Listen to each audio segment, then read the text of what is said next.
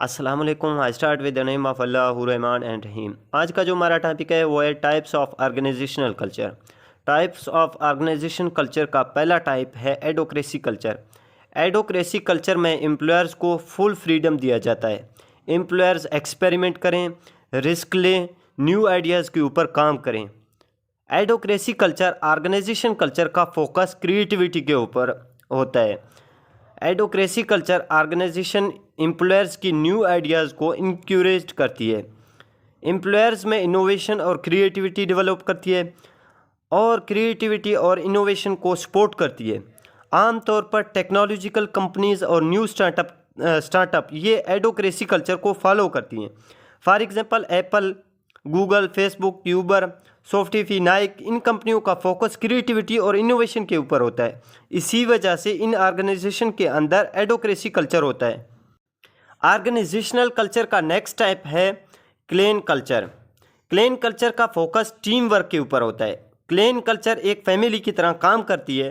Klein culture organisation में एक employer को और एम्प्लॉयर्स की फीडबैक को बहुत इंपॉर्टेंस दी जाती है।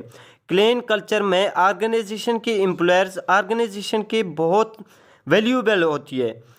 ऑर्गेनाइजेशन एक फैमिली की तरह होती है। क्लेन कल्चर के मल्टीपल बेनिफिट होते हैं। क्लेन कल्चर से एम्प्लॉयर्स की रिटेंशन इंप्रूव होती है। एम्प्लॉयर्स रिटेंशन का मतलब ये है कि एम्प्लॉयर्स ऑर्गेनाइजेशन को छोड़ के नहीं जाते हैं। एम्प्लॉयर्स टर्नओवर मिनिमम हो जाता है। एम्प्लॉयर्स की परफॉर्मेंस इंप्रूव हो जाती है। एम्प्लॉयर्स के अंदर जॉब सेटिस्फेक्शन डेवलप हो जाती है। एम्प्लॉयर्स की प्रोडक्टिविटी और एफिशिएंसी बढ़ जाती है। फॉर एग्जांपल रिमोंड, कुबानी, ये कंपनी जो क्लेन कल्चर को फॉलो करती हैं। ऑर्गेनाइजेशनल कल्चर का नेक्स्ट टाइप है मार्केट कल्चर या कंपीट कल्चर भी कहते हैं।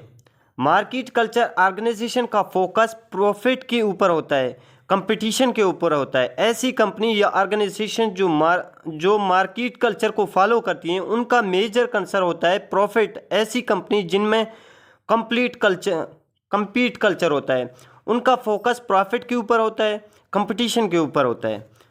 कंपीट कल्चर ऑर्गेनाइजेशन में हाई प्रेशर इन्वायरमेंट होता है। लीडरशिप का एम्प्लॉयर्स के ऊपर बहुत बड़ा प्रेशर होता है। लीडरशिप की एम्प्लॉयर से हाई परफॉर्मेंस की डिमांड होता है। जब एम्प्लॉयर अपनी डिमांड अचीव कर लेते हैं, अपनी गोल को अचीव कर लेते हैं, अपनी टास्क को पूरा कर लेते हैं तो ऑर्गेनाइजेशन एम्प्लॉयर्स को रिवार्ड भी देते हैं। कंपीट कल्चर ऑर्गेनाइजेशंस हमेशा कंपटीशन को विन करना चाहती है। फॉर एग्जांपल अमेज़न, टेस्ला और जनरल इलेक्ट्रिक ये एग्जांपल हैं। ऑर्गेनाइजेशनल कल्चर का नेक्स्ट टाइप है हायरार्की कल्चर। इसको कंट्रोल कल्चर भी कहते हैं। ऑर्गेनाइजेशन के अंदर एक हायरार्की होती है, एक स्ट्रक्चर होता है। फॉर एग्जांपल ऑर्गेनाइजेशन में एक टॉप मैनेजमेंट होती है, मिडल मैनेजमेंट होती है, लोअर मैनेजमेंट होती है, उसके नीचे फिर वर्कर्स होते हैं। हायरार्की कल्चर ऑर्गेनाइजेशन में एक वेल डिफाइंड स्ट्रक्चर होता है। ऑर्गेनाइजेशन के अंदर स्टेबिलिटी होती है। ऑर्गेनाइजेशन की हायरार्की में मल्टीपल लेयर्स होती हैं। लीडरशिप और एम्प्लॉयर्स में सेपरेशन होती है। हायरार्की कल्चर ऑर्गेनाइजेशन में प्रोसेसेस और सिस्टम वेल डिफाइन होती है। हायरार्की कल्चर ऑर्गेनाइजेशन में हर लेवल की रोल और रिस्पॉन्सिबिलिटी को क्लियरिफाई डिफाइन किया जाता है और स्ट्रिक्टली फॉलो किया जाता है। फॉर एग्जांपल वॉलमार्ट है, बार्कलेज है, ऑयल एंड गैस कंपनीज, इन ऑर्गेनाइजेशन में हायरार्की कल्चर को फॉलो किया जाता है।